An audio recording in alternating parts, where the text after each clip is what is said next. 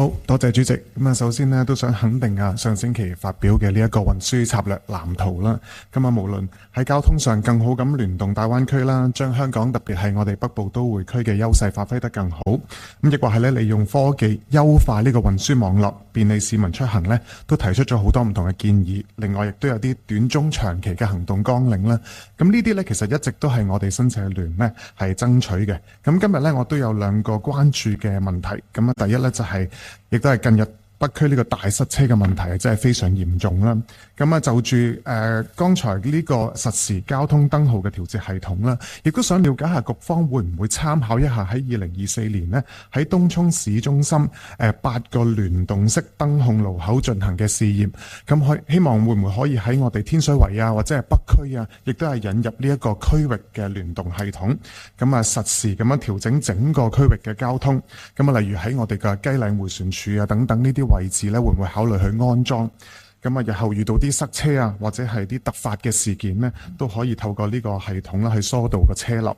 咁啊，而喺天水圍呢，亦都係受呢個輕鐵有優先路權所限啦。咁我都成日收到好多唔同司機啊，同埋居民呢，都同我哋反映啲燈位呢，次次都要等好耐。咁係咪都可以其實都引入呢一個實時嘅系統去調節，解決到人啊同埋車都要等燈好耐嘅問題？咁啊，第二呢，就係關於個對角行人過路處啦。咁我係非常支持嘅，確實係可以方便到市民過馬路啦。咁但係見到呢，我哋整個新界北呢，好似淨係得一個嘅地點，所以呢，都想問一問局方會唔會考慮呢？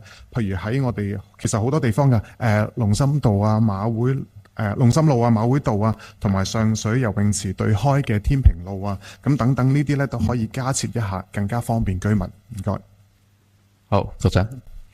或者我就住第二點咧講一講，詳細我都想請阿梁世豪助理處長答一答。其實都相信知道咧，就住推出呢個斜角行人路咧，會係大家會係好熱切期待喺唔同嘅區域啊，唔同嘅路口咧，可能都會提出。其實我哋正今次喺藍圖裏邊點出咗有15個地段咧，當中都有啲共通點嘅，一定係一啲好大嘅十字路口，人又多，車又多。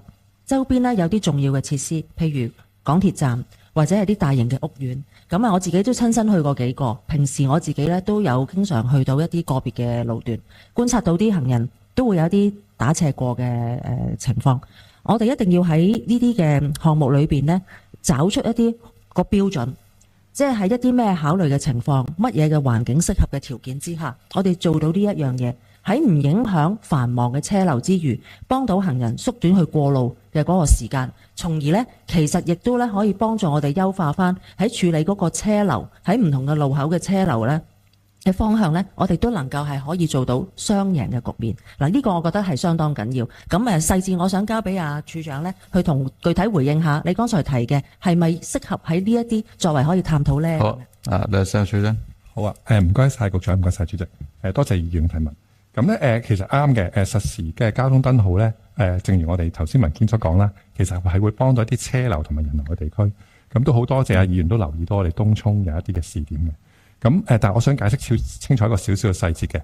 而家我哋講嗰50個嗰個實時交通燈號嗰啲地方咧，其實係一啲比較獨立嘅燈號控制嚟嘅。簡單嚟講咧，我哋係盡量想利用一啲佢嗰個路口其實係未飽和嘅。即係其實佢咧，只不過係我哋叫講得直白啲，就係個交通燈號未派得勻。咁我哋咧就用一個實時嘅交通燈號咧去派勻，令到我哋善用到嗰啲綠燈嘅時間。咁東涌嗰個係特別啲嘅，東涌嗰個我哋叫做一個聯動式嘅系統，因為咧其實佢比一個獨立系統會更加複雜。佢其實個燈號控制咧係佢哋有啲叫做姊妹嘅路口啦，佢哋互相之間係有一個互動嘅。咁我哋其實要睇清楚。嗰個情況，如果要再去揾一啲套用適合嘅地點咧，我哋要再花多啲時間去分析嘅。